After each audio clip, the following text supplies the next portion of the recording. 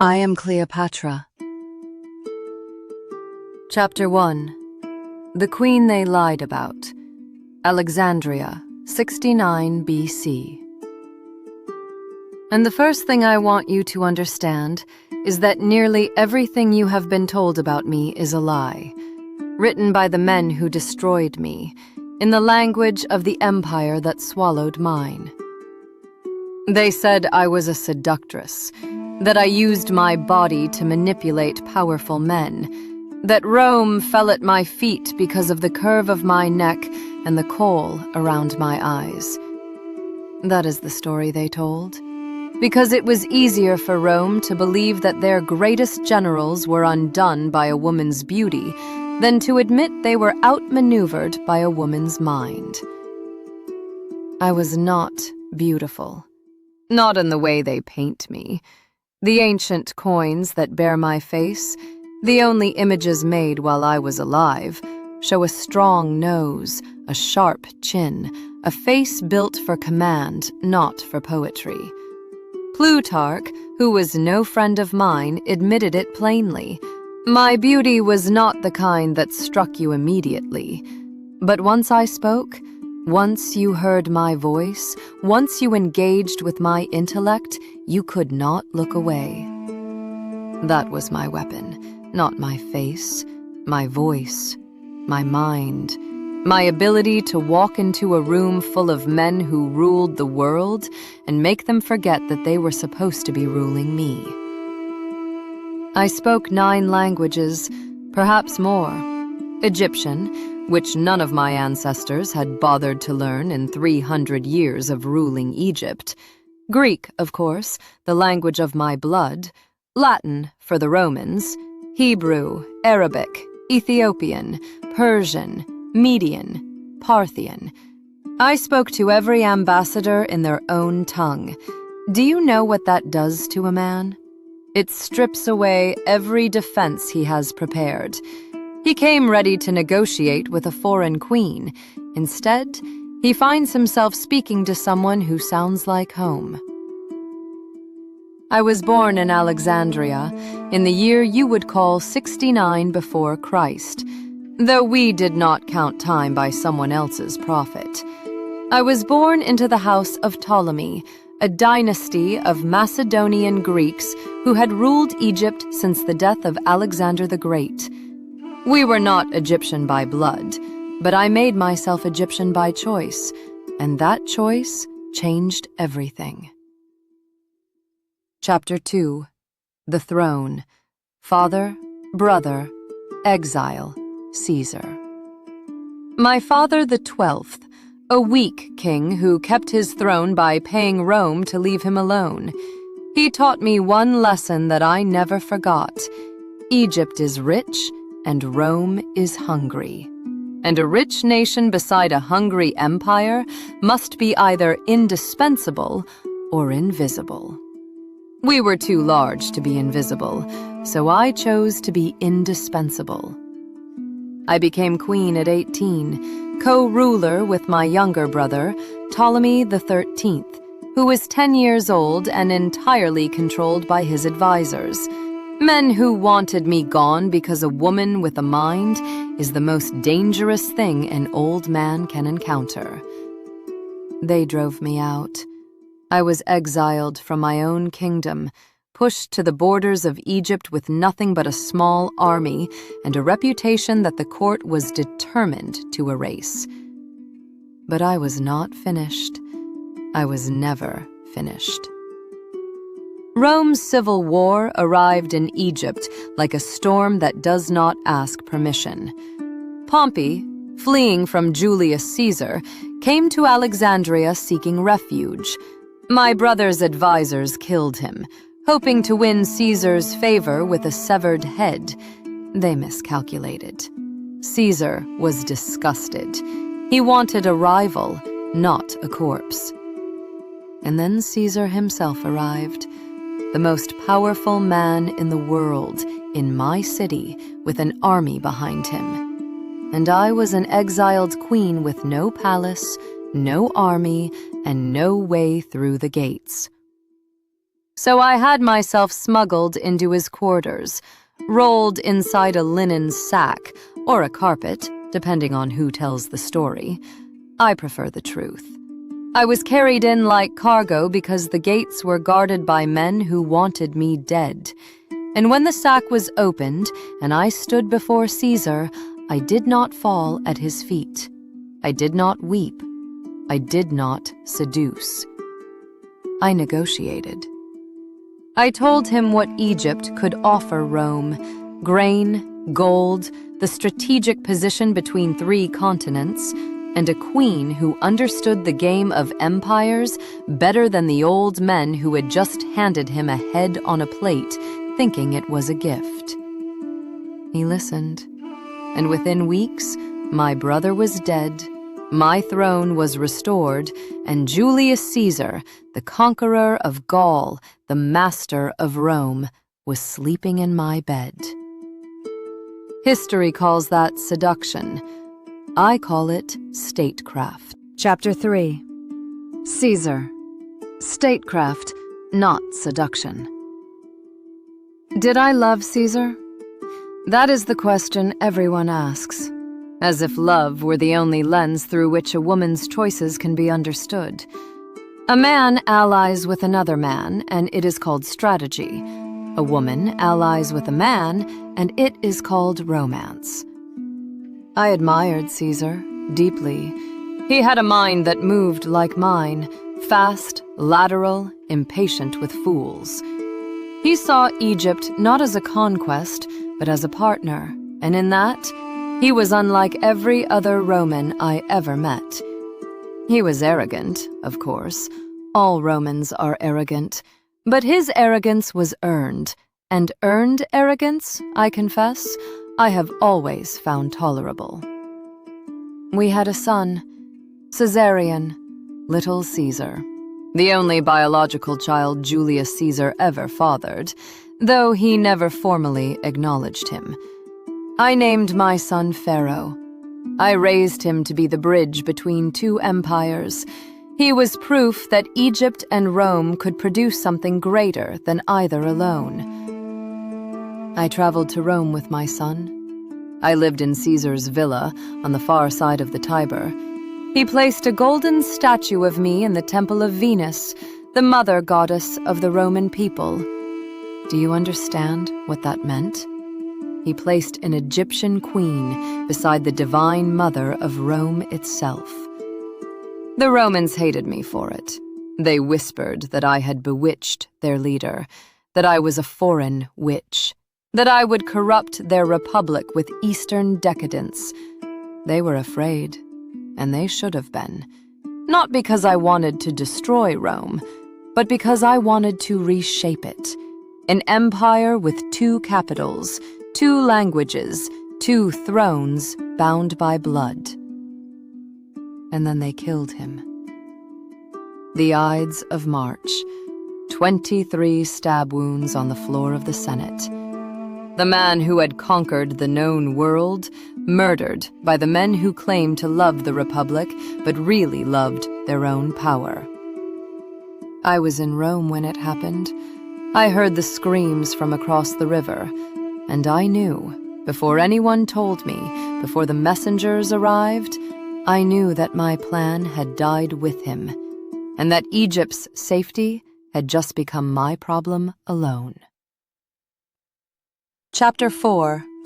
Alone, Poison, Famine, and the Arrival of Antony. I returned to Alexandria. I may have poisoned my brother Ptolemy XIV. The records are unclear, and I intend to keep them that way. I made Caesarion my co-ruler. He was 3 years old, and I was, for the first time, truly alone. No Roman protector, no alliance, no husband, just a queen, a child, and an empire that the hungry wolves of Rome were already circling. For 3 years, I managed. I reduced taxes during famine. I opened the granaries when the Nile failed to flood. I performed the sacred rites in the temples, in the Egyptian way, because my people needed to see a pharaoh, not a Greek pretender. I became Isis incarnate, not because I believed it, because my people needed to believe it. And a queen who cannot give her people what they need does not remain a queen for long. And then came Antony. Marcus Antonius, Mark Antony, the man who thought he was Caesar's successor but was really Caesar's shadow. He summoned me to Tarsus to answer charges of disloyalty. I delayed. I let him wait, because a queen does not come when summoned by a general.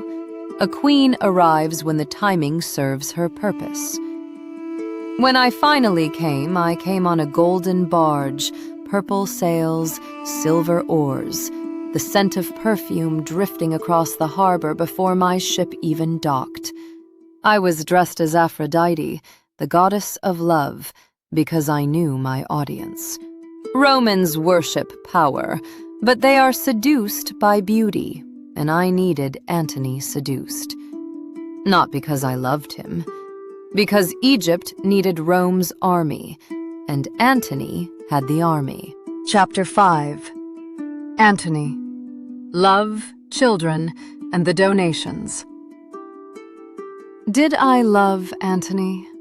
Yes, that is the answer I did not give about Caesar, and the answer I give freely about Antony. Not because he was greater than Caesar, he was not. Caesar was sharper, faster, more disciplined. Antony was loud where Caesar was quiet, reckless where Caesar was precise. He drank too much. He trusted too easily. He made promises his pride could not keep. But he loved me in a way Caesar never did. Caesar admired me. Antony needed me.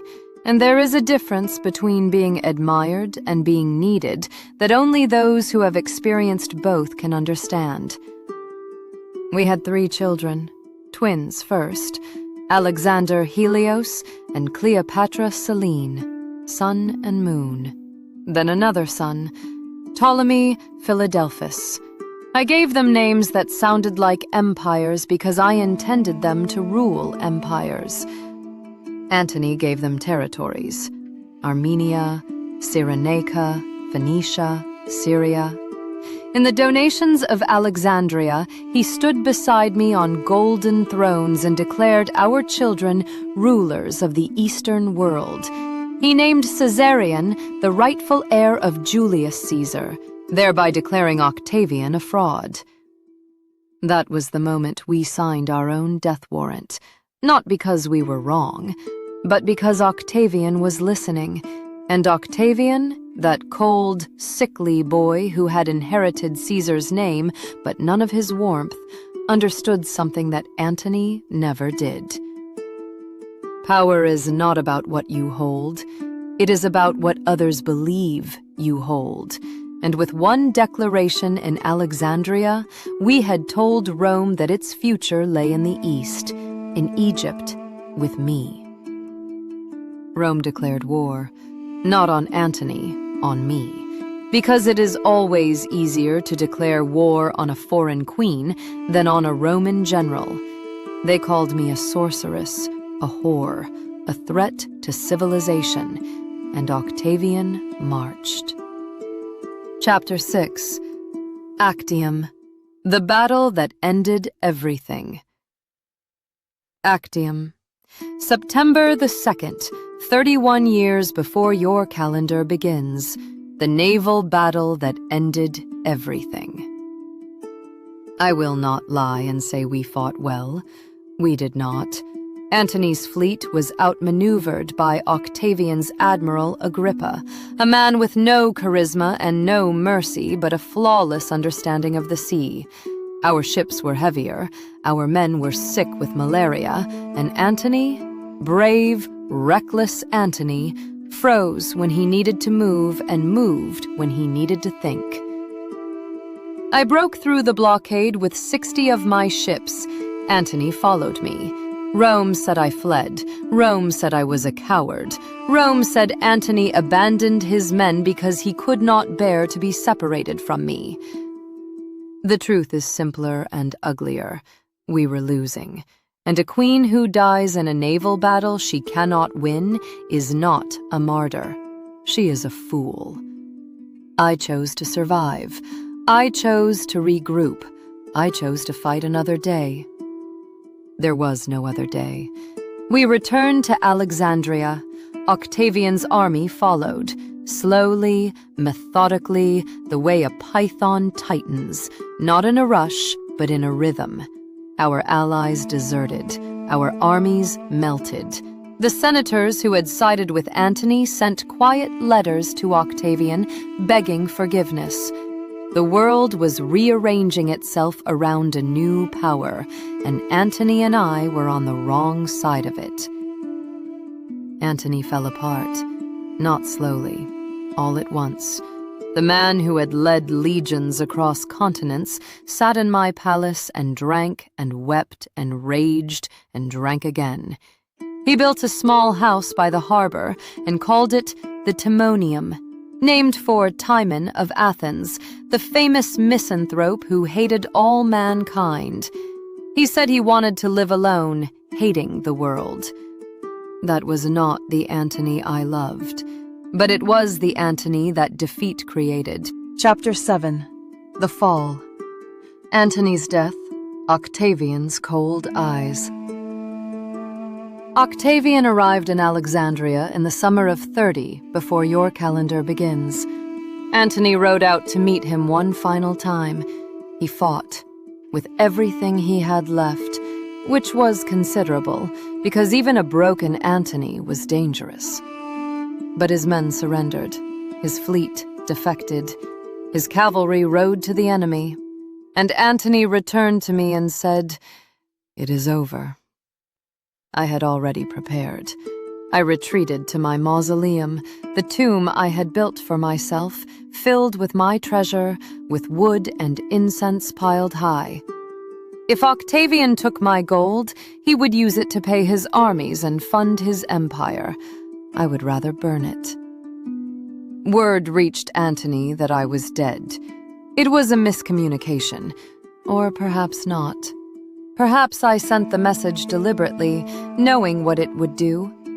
I have asked myself that question for 2,000 years, and I still do not know the answer.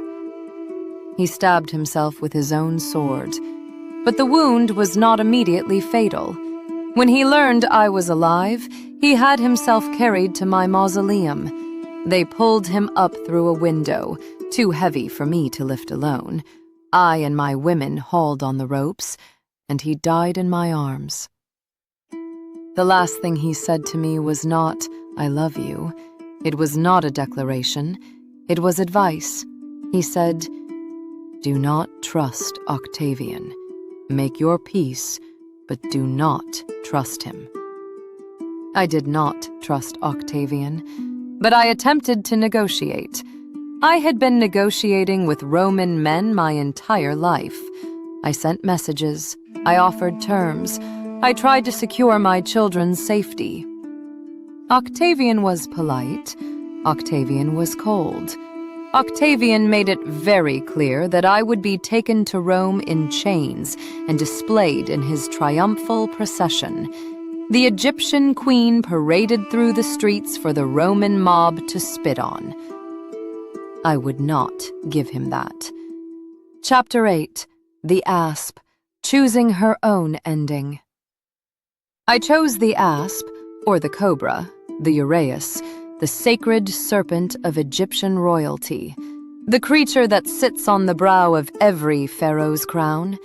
If I was going to die, I would die as a pharaoh, not as Rome's prisoner, not as a trophy, as a queen, bitten by the symbol of her own divinity. Or perhaps it was poison, a fast-acting compound hidden in a hollow hairpin. The ancient sources disagree, and I am not inclined to settle the debate. Let them wonder. A queen should leave at least one mystery behind. I was 39 years old. I had ruled Egypt for 21 years. I had borne 4 children. I had allied with and outlasted two of the most powerful men who ever lived, and in the end, the only Roman I could not outmaneuver was the one who had no passions for me to exploit. Octavian was not a man of desire. He was a man of systems. You cannot seduce a system. You can only survive it, or refuse to participate in it. I chose refusal.